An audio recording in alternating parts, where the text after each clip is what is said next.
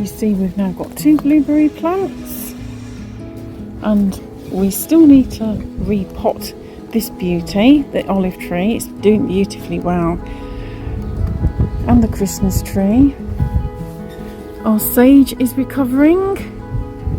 I've got a little bit more weeding to do in that pot, and the thyme's okay. The rosemary is getting a little bit leggy. It's been producing all through the winter though. There we go. All sorts. Lovely job.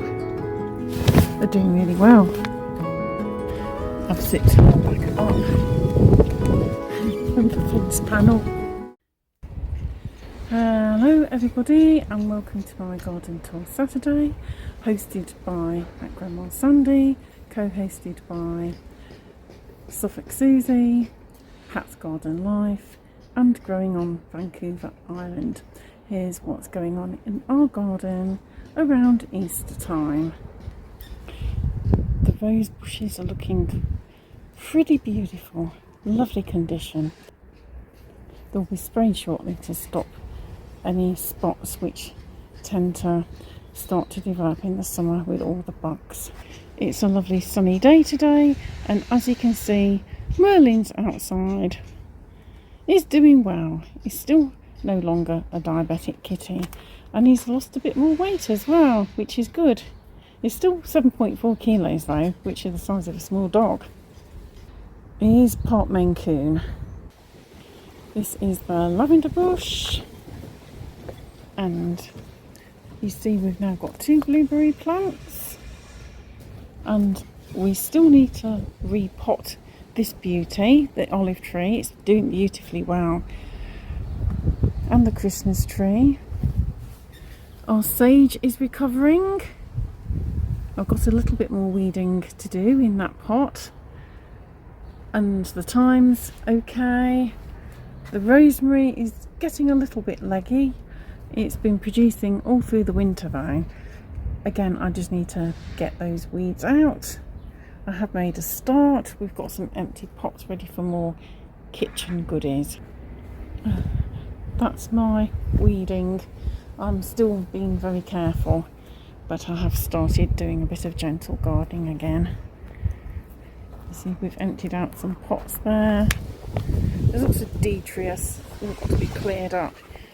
We've now got some membrane at the back of the garden by the plants. The wind has somewhat disturbed it. The rose bush still needs cutting back. Jobs to do. Never seem to be enough hours in the day. We lead such busy lives. Look at the garlic, loads of it. Lovely rose bush here. Again, they will get sprayed soon. And here, and Mum's camellia. Beautiful. It's going to flower soon. And you'll see the rhubarb over here. That's now coming to life. And we've got more lovely buds on the quince tree. We're hopeful for a good crop this year. It's looking in much better health at the moment. It's quite old, you can probably tell by the trunk. We have a few lines of things here. What have we got here? Beet and onions. These are beet. Krista mentioned that we should try and allow one of the overwintering beets go to seed, so we can collect heritage seeds for next year. These have overwintered, in fact. They're starting to do something now, so we will pick most of those and let one of them go to seed. That seems like a good plan. More goodies here. Dan planted these. I can't see what they are. They are in fact peas. Black raspberries are starting to bud. Everything's waking up. Another piece of our neighbour's fence is about to disintegrate, as you can see over there by our new growing nursery. These black raspberry bushes need to go out. The soil looks dry, but we have had rain. Obviously the soil needs a few more nutrients in it.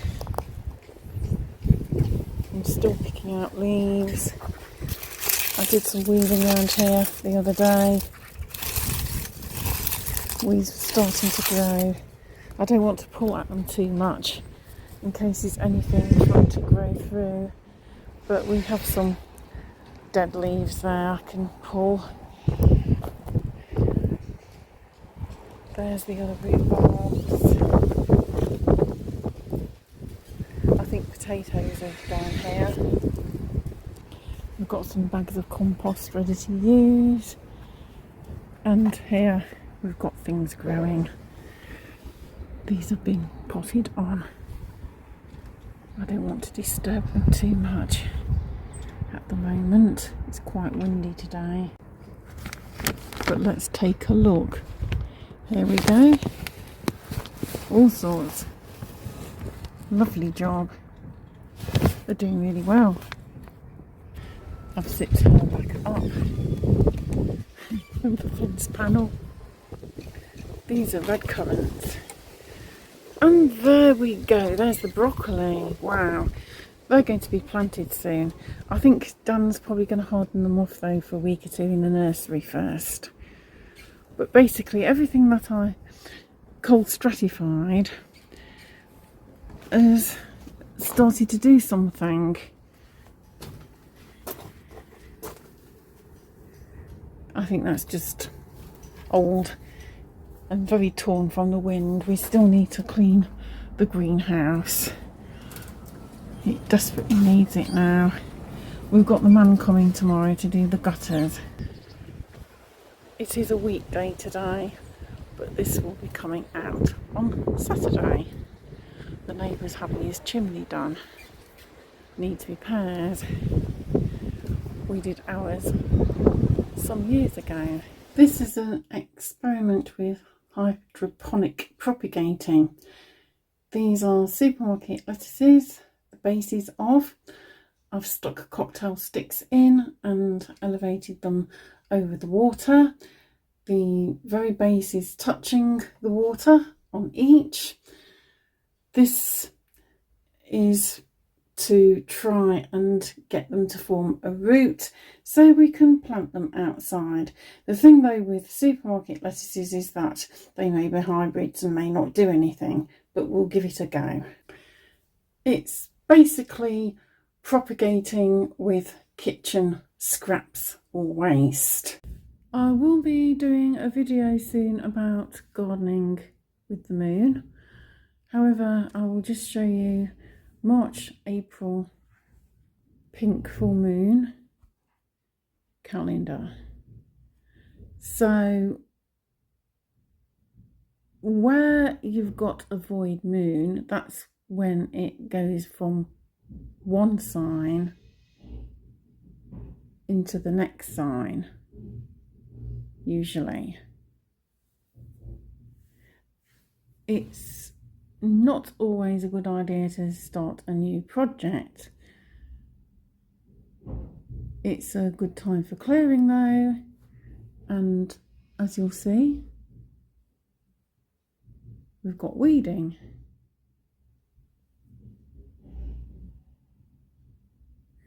And then we've got Passover, which is on April Fool's Day.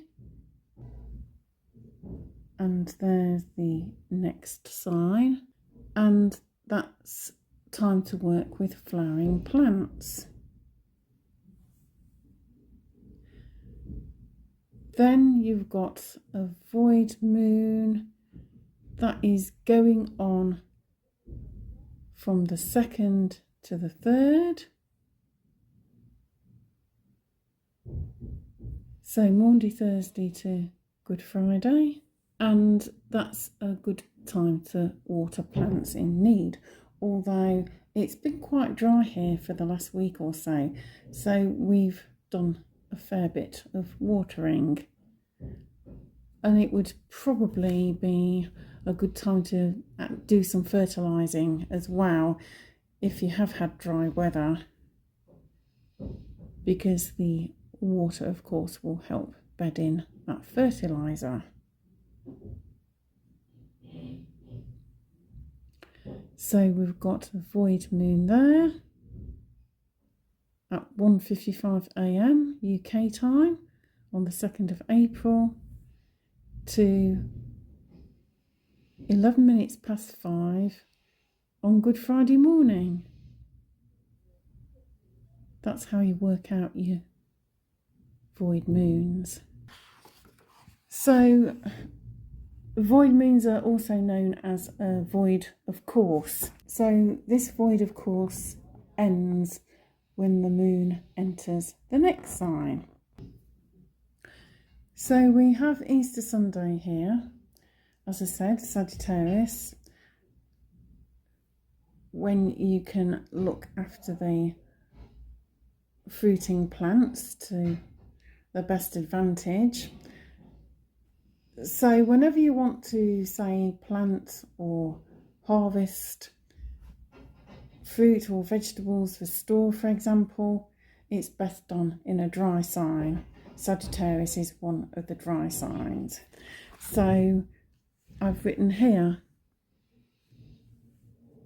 it's not a good time to sign contracts, go for job interviews, surgeries, or doctor and dentist appointments, or start new projects, which I've mentioned.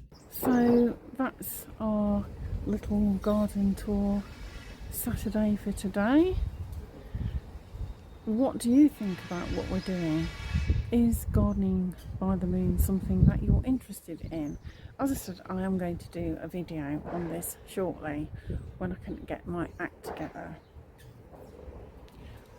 I'm doing it as an experiment to see how it works.